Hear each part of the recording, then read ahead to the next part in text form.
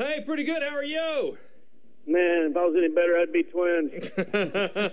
Same with the ratings, man. I'm telling you, Leverage does really good. It's one of the top cable programs in Detroit, even with the Olympics going.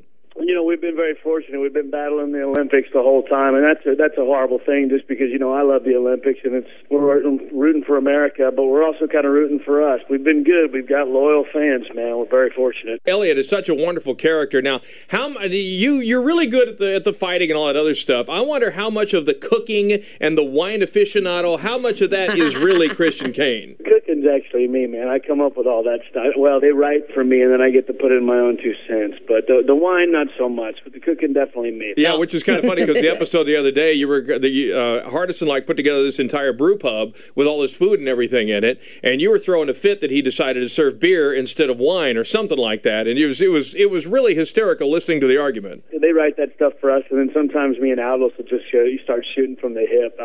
We've had scenes before where it's like, you know, Chris and Aldous walk in and say whatever the hell they want, just say it, because they know that me and him back and forth was a little bit of improv. We've got it down over the years. You've got to check out the episode this weekend, man. I got a good buddy of mine, Marshall Teague, and I know the guys will know him, and most of the girls too.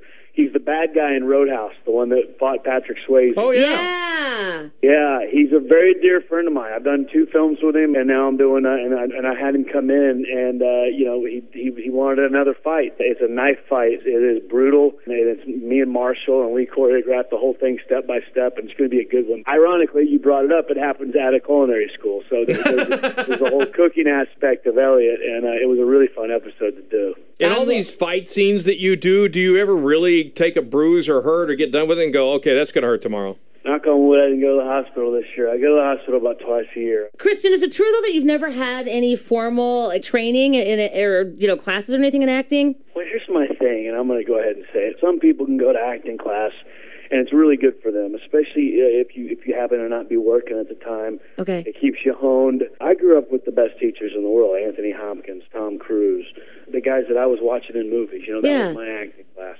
But I got to be honest with you, I'm not going to come out here to Los Angeles and pay somebody $400 a freaking week when it's hard enough as it is to live in this city, especially when you're first starting. And I'm not going to pay somebody who couldn't hack it in the business in the first place. Yeah, because you know, now listen, if Meryl Streep's having a weekly class that you can learn from, sign me up. I'm front row with my ears wide open. But I'm not going to take from someone, you know, if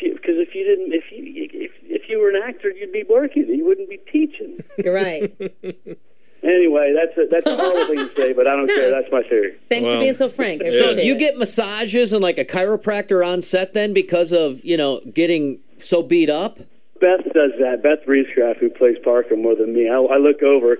I'm sitting there bleeding out of every orifice and wrapped and from head to toe in ace bandages, and and then Beth fell down off of a table. So there's a guy in there that's giving her she's got her own personal chiropractor, and I'm just like, you got to be kidding me, But that's fun. Beth falls down and like they roll out the ambulance. You know what I mean? Like 16 people come to her. I'm sitting there. I literally, got bones sticking out of my skin. Nobody's even standing there with towels and Gatorade.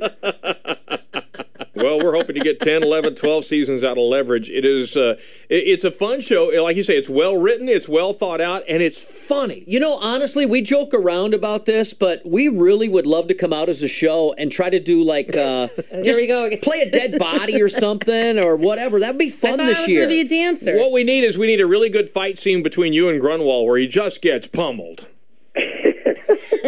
Bones sticking out and all that. No, I'd run like a little girl. I think that happened the last time I was in Detroit. Yeah. It was me and him on TV, and it was versus, I think his name was Jose Cuervo. Yeah.